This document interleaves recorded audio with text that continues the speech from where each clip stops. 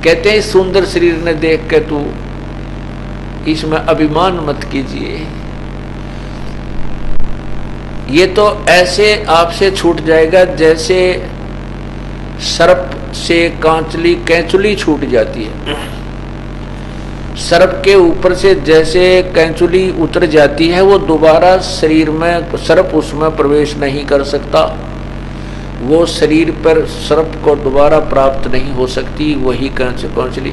तो यह उदाहरण देती है, शरीर ऊपर जो आपका है कवर, ये एक कैंचुली जैसा है, जैसे सर्प की कैंचुली होती है, और अंदर जो प्राणी है, जीव है, और वो सूक्ष्म शरीर है, वो अलग है, वो इससे बहुत भिन्न है, और वो जीव के साथ रहता है। जैसे सर्प ने अपनी ऊपर की वह कवर त्याग दिया, इस प्रकार ये शरीर है। तो ऐसे ही कहते हैं, इस शरीर ने देखकर तो अभिमान मत कर, मत बोला भगवान, एक बार तेरे हाथ से छूट गया शरीर तो जैसे सर्प कांचली त्याग जाता है, इसे छोड़कर चला जाएगा, दोबारा इसमें प्रवेश तो नहीं हो पाएगा। ये तेरा शरीर नहीं रहेगा, मिट्टी में मिल जाएगा, इसको या तो दफना दिया जाएगा या सफा कर दिया जाएगा। कबीर कहाँ गर्भियो देही देख सुरंग, बिछड़ ब्या मिलबो नहीं जो कैचुली भुजंग।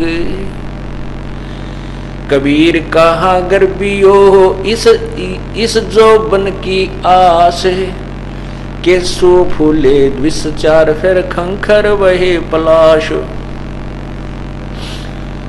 कबीर कहाँ गर्भियो ऊंचा देख आवासे, काल पर भूले टेना तेरे ऊपर जमेगा से। परमात्मा कहते हैं, कहाँ ये 2-3 मंजिल की कोठी बना के फूला फिर है नालायक नादान, ये मृत्यु हो जाएगी, कल जमीन पर लेटेगा, वहां सभा कर दिया जाएगा, और तेरे उस शरीर के ऊपर फिर घास जमेगी, और वहां गधे खाएंगे, उस पर लोट लगाएंगे। कबीर कहाँ गर्भियो ये ऊंचा देख आवासे, कल पड़े भूमि लोटना ऊपर जमेगा से। कबीर कहाँ गर्भियो ये चामल पेटे हड, हैवर छत ऊपर छतर तलते भी देवा खंड। कहते इस शरीर को देखकर तो इतना मत अभिमान करे, ये कुछ भी सौदा नहीं है, ये तो चाम के अंदर हाड़ लपेट रखे। और जिन राजाओं के ऊपर छतर तना करते थे, छतर ऊपर ऐसे लेकर चले जाते थे, और नीचे हाथी पर या घोड़ों पर विराजमान होता था, कहते हैं वो भी या तो गड्ढे में दबा दिए गए हैं, यानी कब्र में, या उनको सवा कर दिया गया है। वो चले गए अपने पूर्व जन्म की कमाई को व्यर्थ करके, जिन्होंने सत साधना नहीं की। कबीर कहाँ गर्भियो ये चाम लपेटे हड, हैवर ऊपर छत्र तले ते भी देवा खड। खड्डे में दबा दिए गए। कबीर कहाँ गर्भियो ये काल गह कर केश, ना जाने कित मार सी के घर के परदेश।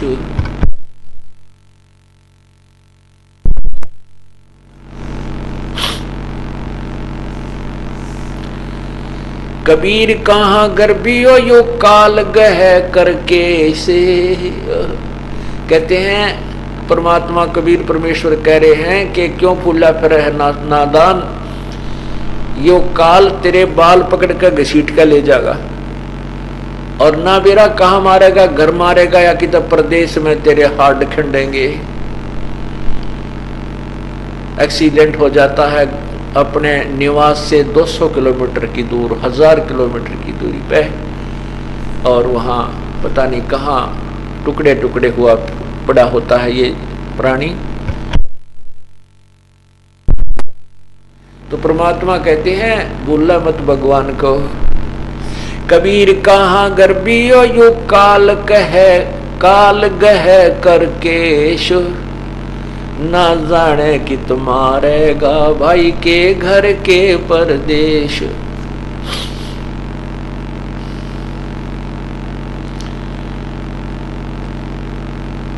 ये ऐसा संसार है जैसा संबल फूल, 10 दिन के व्यवहार में इस झूठे रंग ना भूले।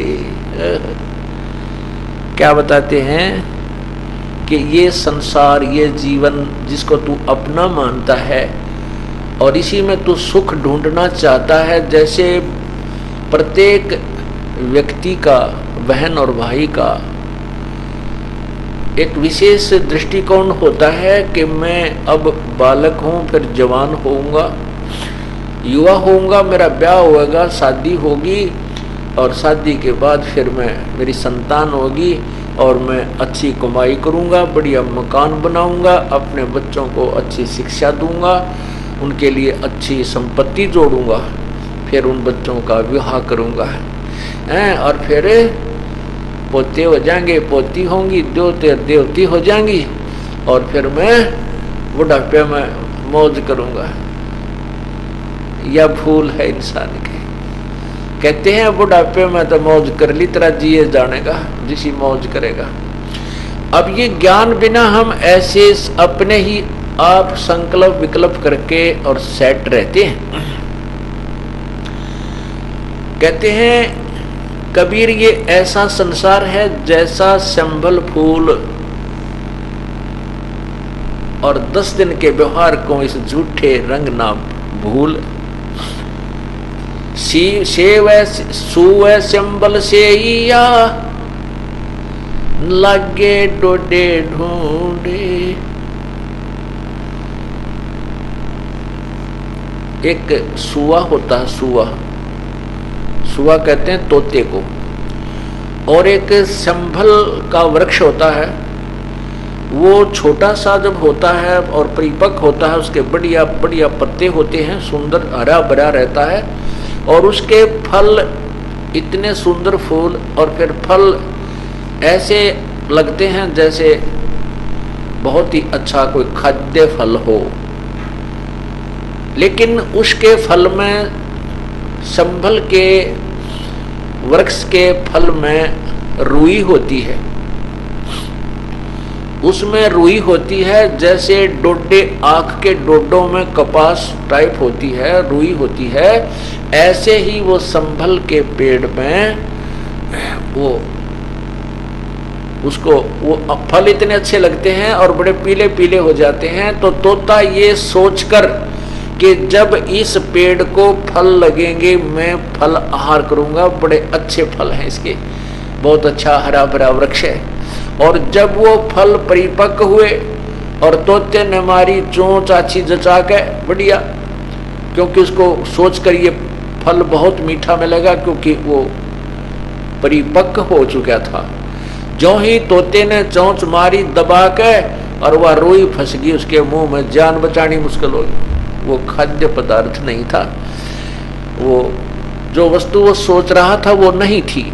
ऐसे ही बताते हैं कि तू इस संसार को और इस परिवार को ऐसे सिंभल के पेड़ की तरह सींच रहा है, आशा कर रहा है कि मैं जब इसके फल लगेंगे, अर्थात जब तेरे पत्ते पत्ती हो जाएंगे, फिर तू आनंद से सुख से रहा करेगा।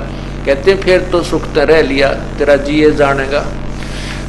और ये ना 2-4 बुढ़िया तो पूछ लियो बुजुर्गों से, उनकी इलाके बन रही है। एक भक्त बना हमारा, अच्छा अधिकारी, रिटायर हुआ,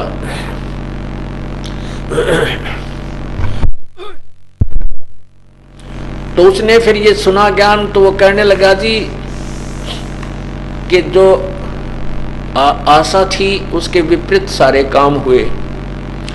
एक पुत्र, उसकी शादी कर दी, वह पुत्र वधू अब 16 माथा नहीं बोलती, और बेटा है वो भी बस मैं जानू, मेरा जी जाने कैसे परेशान करता है। पेंशन मिली थी, जो अभी रिटायर होने पर जो पैसा मिला था सारा ले लिया।